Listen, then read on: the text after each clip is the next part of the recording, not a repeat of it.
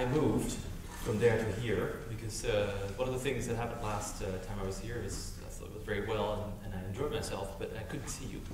And now I can, and the lights are on, and this is all perfect because I feed off your responses to what I'm saying. So don't hesitate to laugh or to cheer if you want. Yeah. I'm going to take you back in time, and if you've done if you joined other events that I've done, you've seen some of my early the slides that follow right now. I'm going to take you to the time where books were written by not sort of produced with a printing press, is what you see here, but written by hand, which means that we are in an age in which there are individuals working with not these machineries and devices, but these ones. So we're looking at an age where we have pens, parchment, an expert who uses all these devices and materials to produce one phenomenal thing, which is the handwritten book. I personally find this the most interesting object that survives in the Middle Ages. We have, of course, other objects surviving. We have churches, and we have chairs, we have other tools, houses even. But the book survives in more than any other, in higher numbers than any other object. And also, it's the thing that you can touch.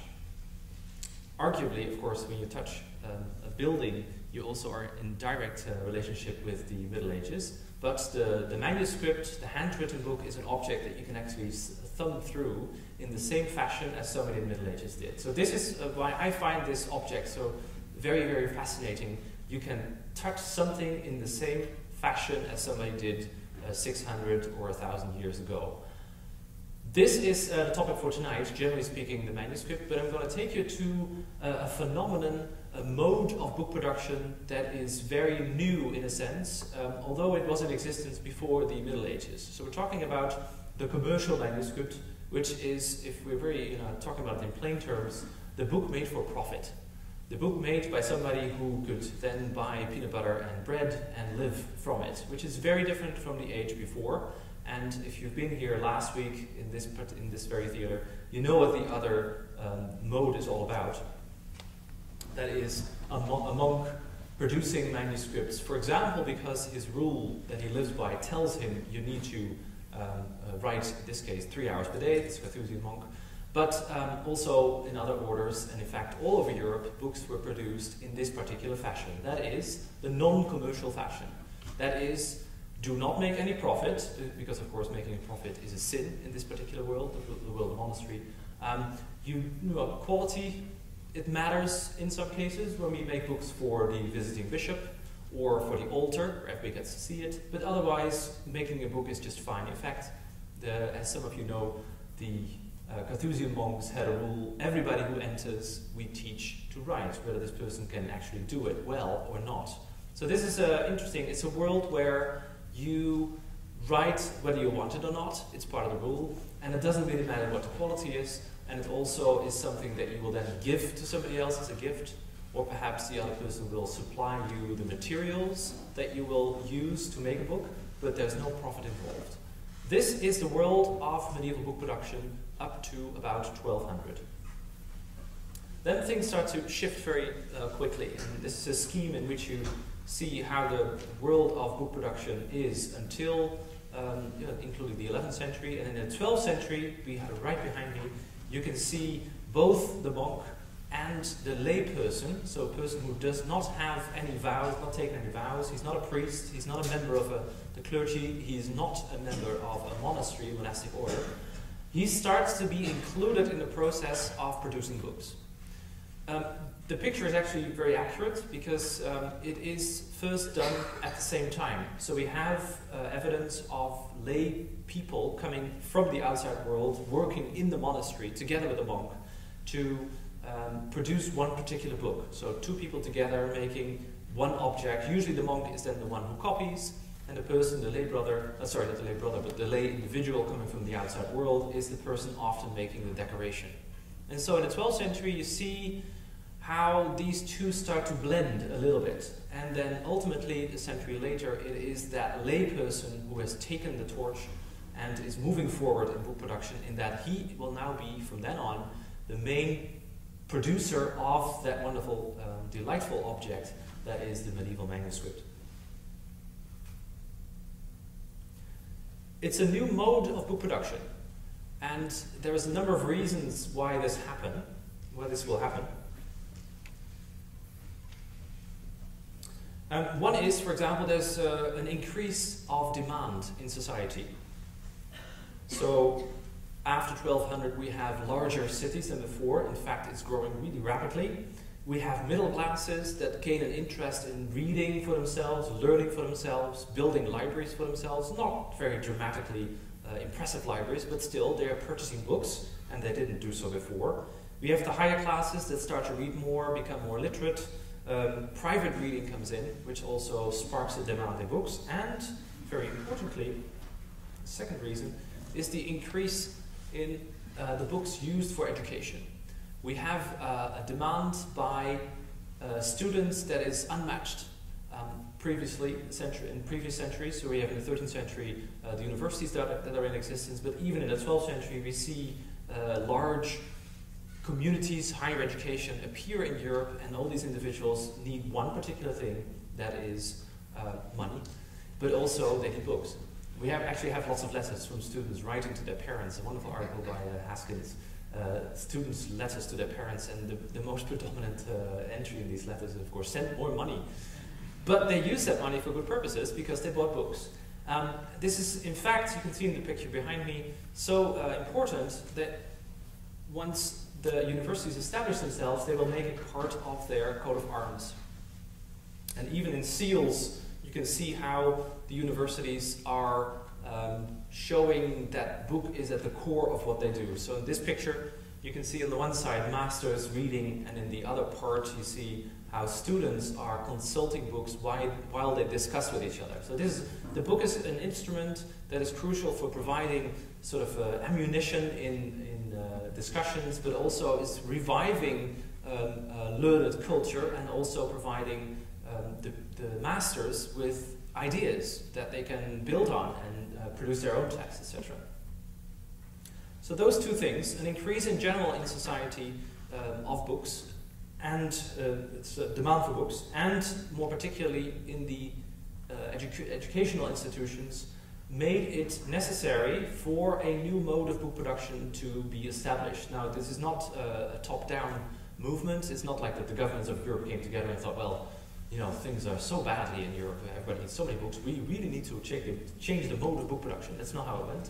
But it's something that slowly evolved, and the picture I showed you before, where in the 12th century lay people are already doing things together with monks, is a good example of how this slowly emerged, right? They first came into the monastery, they probably learned certain things as their practices, and then they took it outside the monastery in the real world. So generally speaking, we have new opportunities, new economic opportunities for individuals to make money. That's basically what the birth of commercial book production is all about. It's a good way to make money. Just like you can sell shoes or cheese or bread or whatever, you can also, if you have that gift of being able to write, you can produce a book and charge not just the cost, but a little bit more, so you can make your living out of it.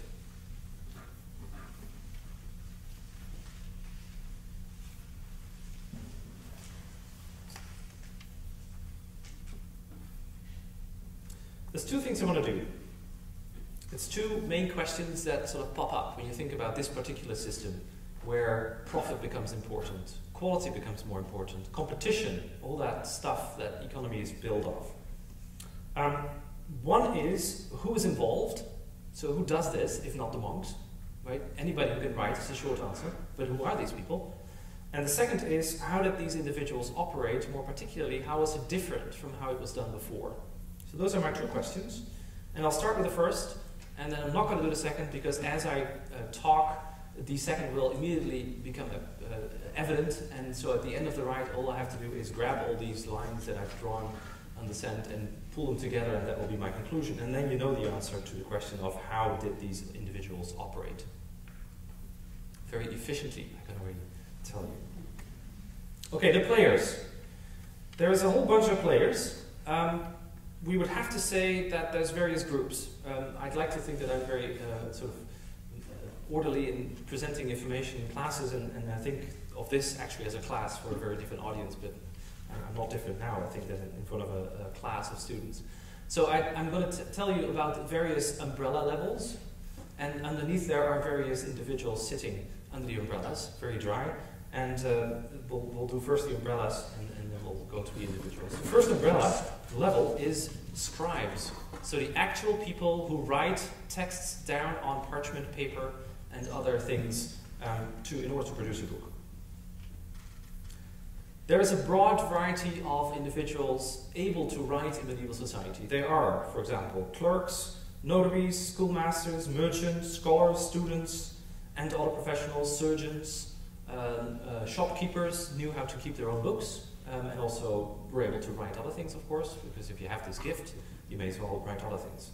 So these main players are of different backgrounds, different cultural backgrounds, and they therefore also produce things differently, and also had different interests with respect to the commerciality, if that's a word, of it. That's to say, not all of them were interested in making. It will always say so much for writing, so much for decoration, so much for the binding, and so much for correcting.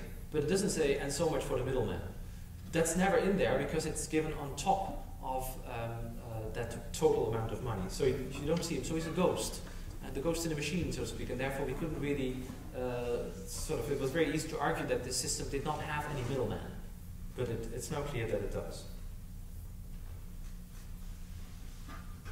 So the middleman deals with clients, sets the price, in a sense, and also has quality arrangements. So he knows that certain individuals will produce good stuff, whereas other individuals are mediocre. And it's not that he won't go to the mediocre artisans, it's just he will ask, do you want to be here, there, or there? Do you want a top product? Do you want the middle of the road? Or do you want something very cheap? And the very cheap, I find very important to look at, because I love scruffy books, more so than the shiny ones, because they tell you much more about, people are more free to do what they want, rather than sort of impose a certain way of book production on you. So that's, I like to think, is where there's lots of variation in that lower region, because there's lots of ways to make the book cheaper, and I'll talk about that later a little bit. There's one special kind of stationer, and that only appears in university cities, and this is where, again, it gets a little bit more complicated. He is called in the sources stationarius, so not a stationer, that is to say, not a libraire, not just somebody, a middleman who will take the money from the client and puts other people in a contract. It's a stationarius in that he provides exclusively books to the university community. And this is a very interesting and intriguing activity, because it requires a number of things that the libraire doesn't normally concern himself about so much. For one thing, it requires that there is quality, not just in the work done, but also in the text. So you can imagine if you are asking people to produce books for you that are used in the classroom, everybody has to have a good copy. You can't have people in the left side of the classroom having a good copy, and the right hand side there's 2 pages missing, or the text is flawed. So here we see sort of the system being not just formalized in that it's commercial book production, it's profit made, but also there's a quality check as far as the contents of the book system is concerned. There's another interesting thing that we see here, and that is the Pekia system. So you can go to one of these stationers as a student or as a hired scribe, and you can say, okay, I need to copy Aristotle for my classes. Can I please rent the first part? No, the first part's gone. Oh, can I rent the second part then? No, it's gone too. Okay, give me the third part. The third, and then you have the Pekia system. So the Pekia is the third part of the text, not just quires, but a bunch of quires together. So we have books that are used as a exemplar to copy from, that are quality controlled, so the quality is checked, and it often says in the book as well, this is a good copy used for our classes. And in that book are a bunch of portions, maybe up to 20, that you can rent for a certain amount of time. You bring back number 20, and then number 19 is available, you copy number 19, and you put it before number 20 in your own copy. So a very smart system through which, in certain cities, a great deal of textbooks were disseminated.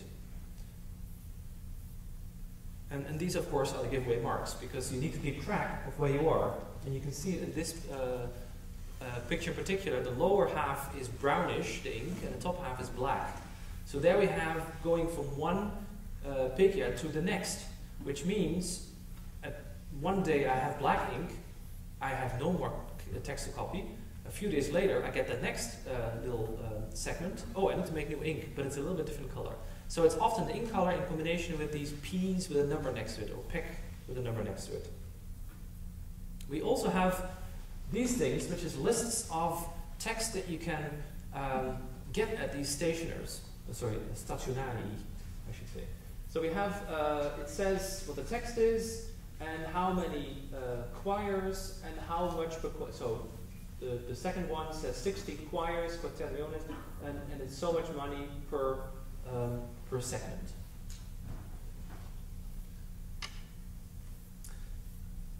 So this is another indication that the world has changed. This is not just commercial, but it's commercial done very efficiently. It's controlled. Quality, the prices are fixed. You can talk to somebody who's an expert who will help you. This is all very different from the monastic world, where normally these people would not even be able to acquire books like students, but also where there was a more casual attitude towards text, even if it was text that would later be used at a university environment.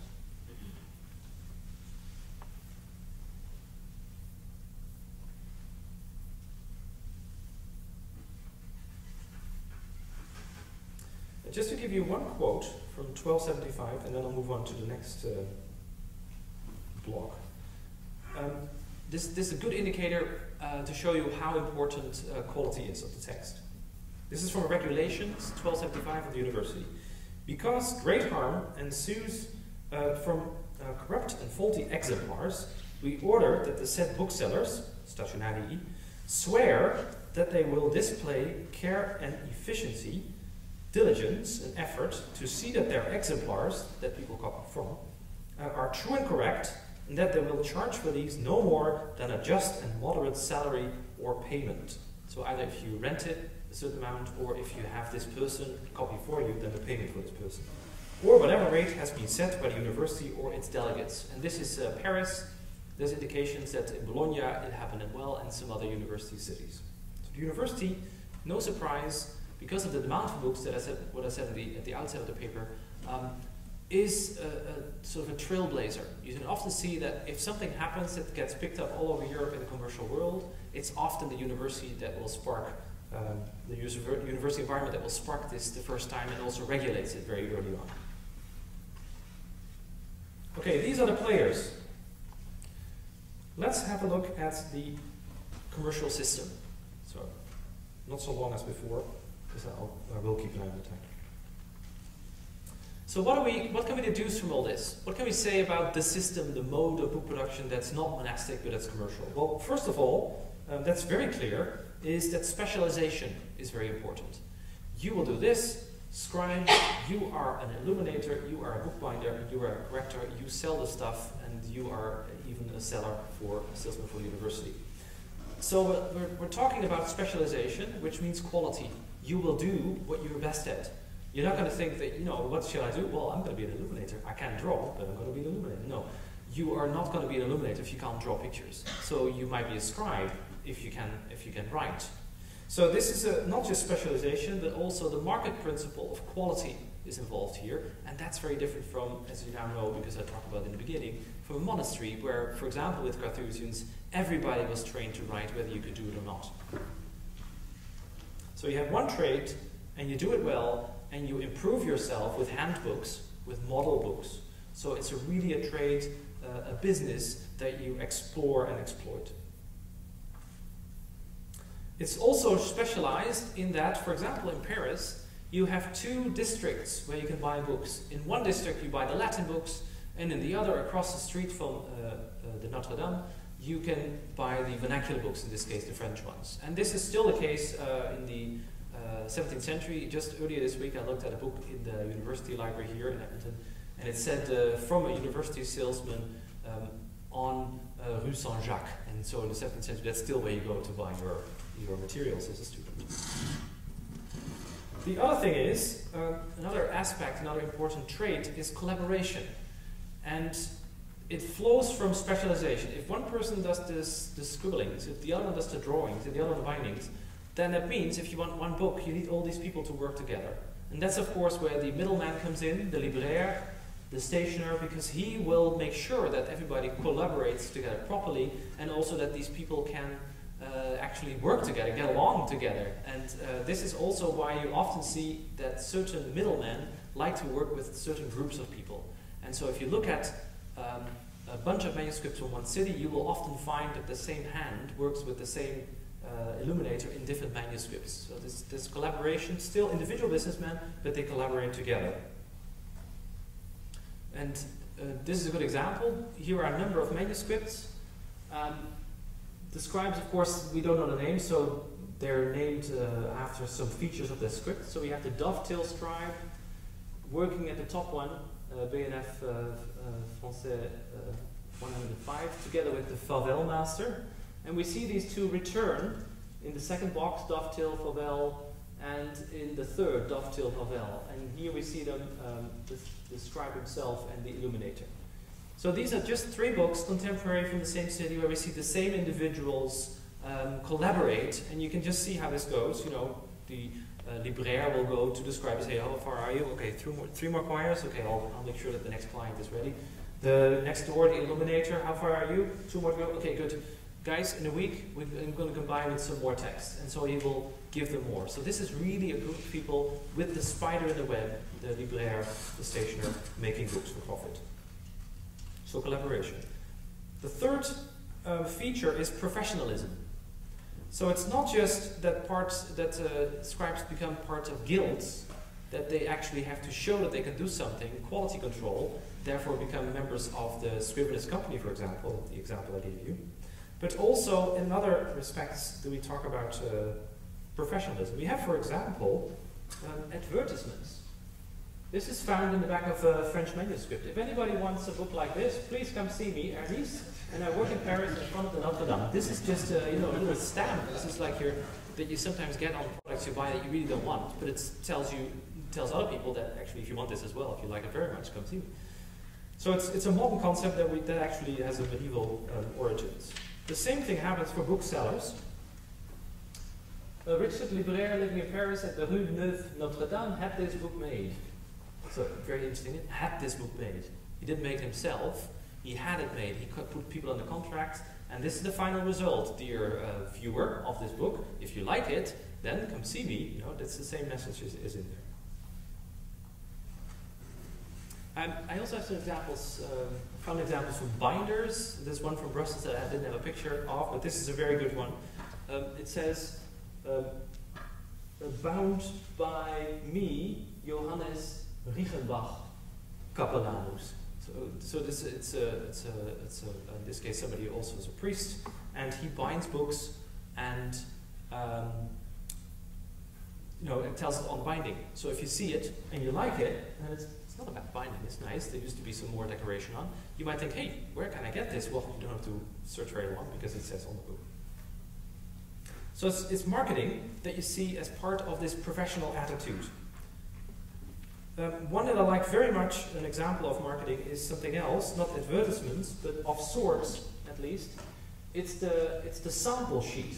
This is Hermann Strepel in Münster in 1447, showing to his clients the back of the parchment is blank, so it was stapled on the door or next to the door, so on display.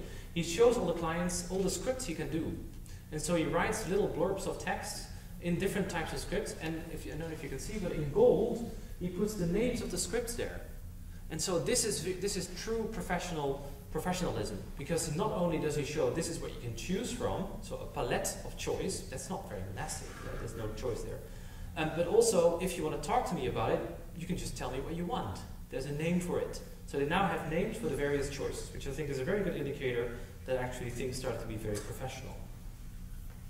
In later sheets of the 16th century, it also says at the bottom, and if you, there's a very nice one in Germany, and if you want to learn how to write, komm herein, it says in German. So come inside, and I'll teach you. And yet, so it's a very cozy around the table with the libraire, and he will teach you how to write. So this is a really businessman, you know, it's not always busy.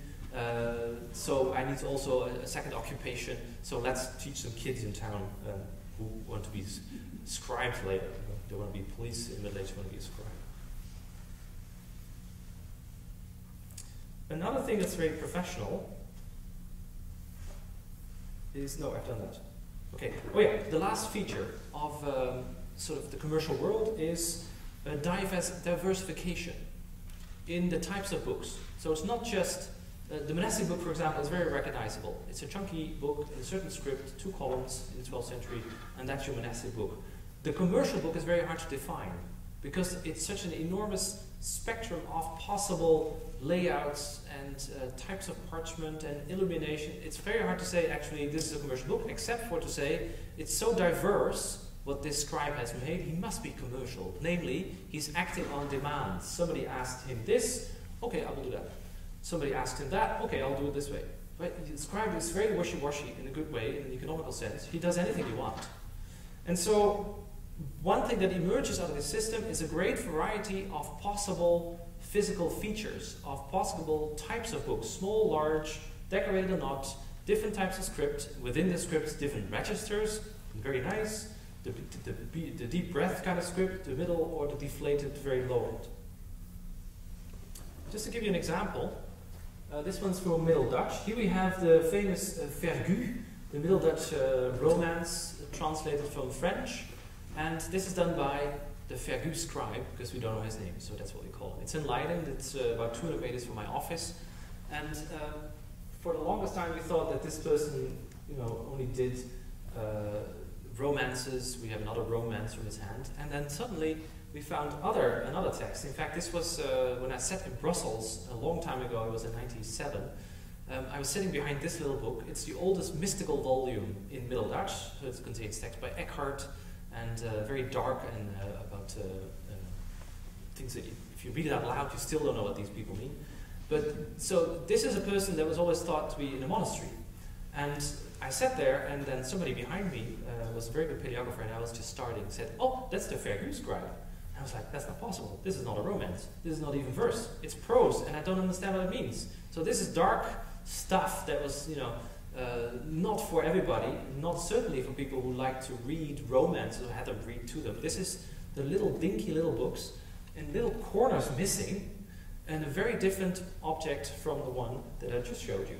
So this is a pretty high-end book with history at initial and decoration and very good script. And this one is more like a scruffy product by the same hand. We know that this is a professional because he copied 3 Bibles, exactly the same translations, in 3 different layouts. Now, you don't want 3 Bibles in the house, particularly not if they're so expensive. So this is a person who has a Bible copy. People come to him and say, I'd like a copy of the Bible. How would you like it? 2 columns today? Yes, okay, 2 columns. Or no, 1 column, smaller. So different layouts, the same text. So this is a person who actually acts to the demand of individuals, in this case in the city of Brussels in the middle of the 14th century. And at some point somebody came to him and said, I'd like these mystical prose texts, please. And so he copied it in a very cheap fashion, because this the corners missing means that it was made out of the scrap parchment that was left over after these guys were made. So we're talking about high-end script. It's very much the same. The letter A all over the page is exactly the same. Nice decoration and very good quality parchment. And this one sits at the other end of the spectrum, which is scruffy parchment, and also so from the edge of the skin. So that's stuff that's left over on the sides. But also, if you look at the script, you can see for yourself.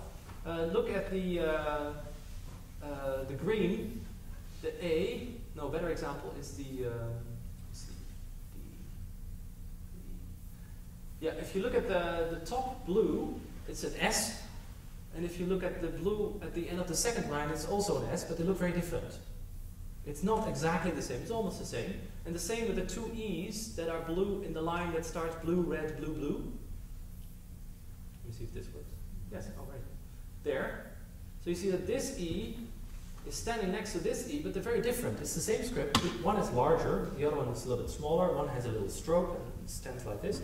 So this is a person who knows how to write consistently, as in this copy. He knows exactly what to do when asked, but he can also act on the question of, write me this copy as fast as you can. Okay. And therefore the E's are different, and the S are different, and the D, etc. So this is a good example of what a scribe can do. He can be as good as you want, or as bad as you want, and acting on the amount of money that you pay for him. And this is a good example of diversification. So in conclusion, this is a very different world from monastic book production. Things are going very, very different, and in many different ways. Profit is important, quality is important, working together with others to produce something that somebody else wants. Not for your own library, for somebody else's library, that's one. The other thing is, it's very familiar actually, and very much the same to our modern world of dealing with books. We expect quality in books when we buy it, unless we buy paperbacks, and then we perhaps expect a little bit of quality. We don't mind if the paper is a little bit more scruffy, you know, that paper doesn't bend so well, not so nicely when you put an ear in the bottom, at the top. There's no quires, that's all fine, and then you've had it a while, it gets all smelly and a little bit yellow. So we expect certain quality for certain money. That's the same here. So we see that the birth of commercial book production is also the birth of expecting certain things as clients. The third is that the medieval book trade is a very organized business. People are thinking carefully how to do things, planning. Now bookmaking is always planning, but there's more planning involved here because there's multiple individuals, and therefore there's also a spider in the web coordinating the efforts of other individuals. There's also a great variety of books, and I've showed you that, and I don't have to talk about it so much more, except for to say that the quality becomes important, but also unimportant. That is to say, if you want something that's of lower quality, that's also possible. So it's not just commercial equals quality, which is what we tend to say when we look, for example, at these beautiful illuminated and sparkly manuscripts. You know, you put your sunglasses on when you open a book. But when you have a book at the lower end, it's equally quality, except it's a lower quality. So literally, quality can be both good and bad. And lastly, with this increased choice, then the book, medium and poor, becomes truly commercial because it gives you a chance to buy a book when you're at the upper end of society, but also, ultimately, it gives you a chance to buy a book if you're a less affluent reader. And that, I think, is the true new feature of commercial book production. Thank you very much.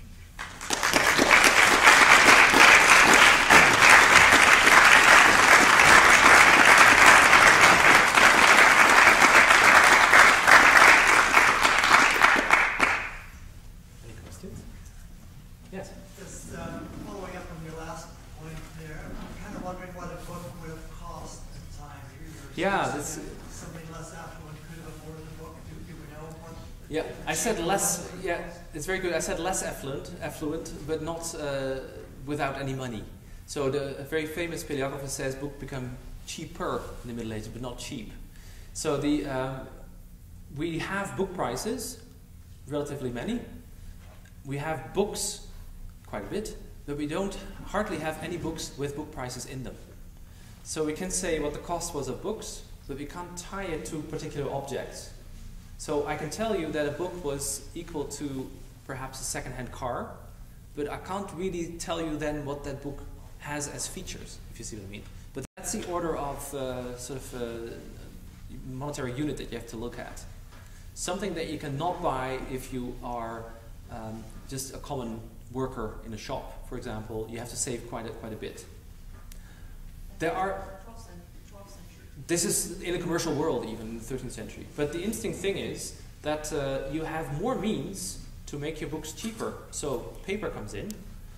Scribes can now do things, are willing to do things more in a more scruffy sense, faster.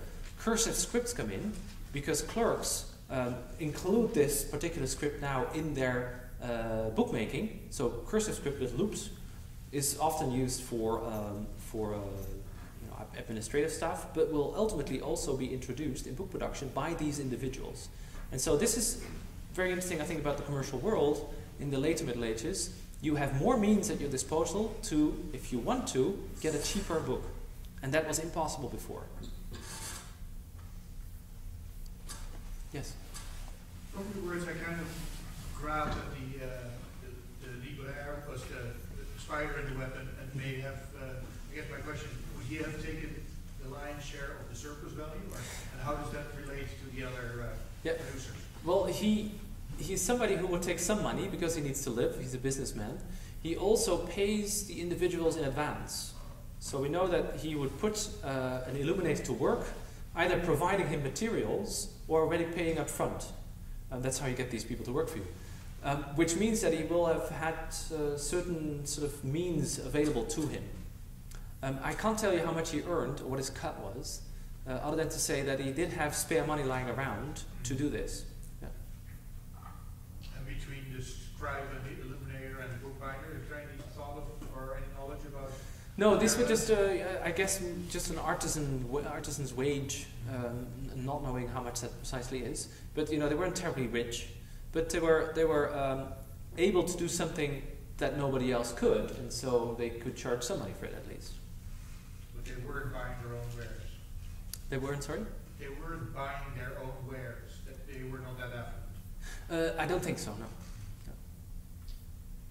How does the guild come into play? If laymen are coming in to do some of the work, and are they at some point making their own guild? Or Yeah, it's the guild of scriveners. So people who write, for example, for the chancery, they have their own guild. But later, the commercial book producers will all unite themselves, also the scribes, the binders, etc., in one guild of book producers. In the beginning, you also see that they're being pushed in the guild of painters, because there's, think illuminators, scribes, it's almost the same thing, right? Let's put them in there. But then later they get their own guild as well. And the interesting thing about the guild is that's when you can know that there's quality involved, because you can only become a member if you can do certain things. And you can only get the go ahead from the guild if you have shown that you can do this, which is a very good economical system, I think. Yes? I just had a question about the book covers and the different quality. How did that manifest itself? Like, what was the most expensive book cover? Yeah. Well, the most expensive, it's a good question. The most expensive one is usually called a praal binding, in praal binding in Dutch. That's the one that you find on the altar in the church. It has lots of sparkly stuff on it, gems and gold, etc., and an ivory cutting. That's the high end. Very few books had that because it's incredibly expensive. The lower end was what I showed you was something in the middle, so made with wood, so wooden boards and proper leather around it. Maybe some decoration. There were some traces of something having fallen off, and it's usually decoration. The lower end are simple pieces of parchment that you can almost do at home. So you get your quires, and if you are a bit handy with a needle, you get your parchment wrapper without boards, a limb binding, as we call it, and you can just go through the heart of the quire into the binding, and then you can do it yourself, almost. Usually you had it done. And this is the lower end, so it wouldn't cost you very much.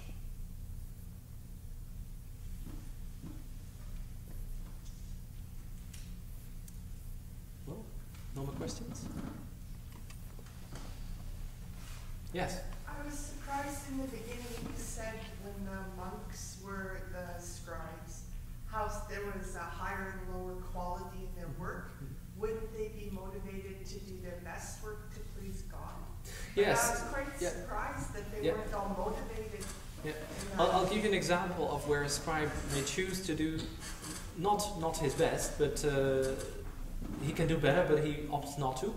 When a scribe copies both Latin and vernacular books, and I've studied scribes that made both, and I had them both on the table in Brussels, you can see that for the Latin, they do the best, and the vernacular, well, somebody finds this interesting, let's just get it over with, right? So it's an attitude of, I admire this, Latin, versus, well, it's not really what I want, and I don't need it, but somebody else will. And so that translates into particular physical features. The muscle is just steered on by the brain. If the brain says, I'm not in the mood, you know how it goes yourself, right? Then it just not happens that way. So this is a translation of how he feels about a certain text. That's why this is also very interesting. Also we have multiple scripts available also in the monastery, not to the extent that you see in the late Middle Age in the commercial world, but the monk then can also think, am I going for this very high-end, slow script, or am I going to go sit in the middle with this script that looks a little bit more, not scruffy, but less high-end, but is much faster. So he will also either choose it himself, or might have been asked by the master of the scriptorium, depending on the speed with which something is necessary to have.